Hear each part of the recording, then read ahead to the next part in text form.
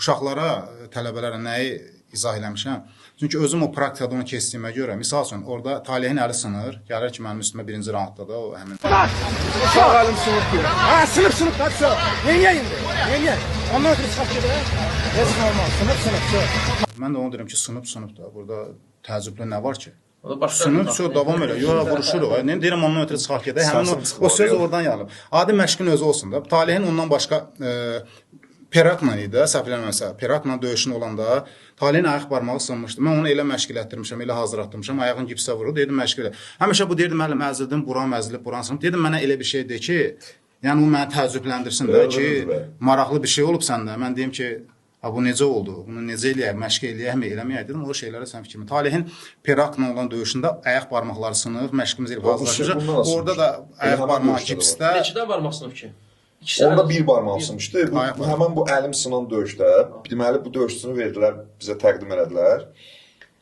Həmən o Perak Xorvatla idmançısı M1-də 2 dəfə dalbadal kəmərə vuruşmuşdu. İkisini də uduzmuşdu, amma çox titullu idmançılarla güclü də döyüşmüşdü.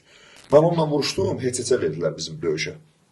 Əslində mən döyüşdürmüşdüm, o 3-4 dəfə qayda pozmuşdu. O da çox maraqlı, yaxşı döyüş alınıb.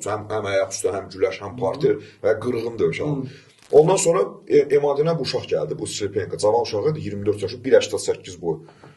Jugut kimi uşaqdı, 9-0 ya 9-1 idi rekordu. Həmən bu Perakı 2 dəqiqəyə boğdu. For the inside trip. Now looking for the rear naked choke. Rear naked standing. Standing.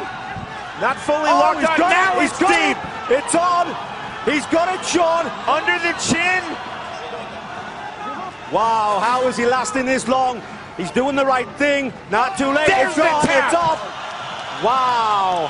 Həmən uşaq məndən sonra M1-də qalmadı. O getdi SC-yə müqavilə bağladı. Bir ildə 4 nəfər Çeçen, Dağıstanlı məğlub edilməz uşaqları utdu. Axırda da bir dənə o kəmər bir Çeçendə idi. 10-0 idi. Onun dirsəklə nakavt edildi, çempion oldu.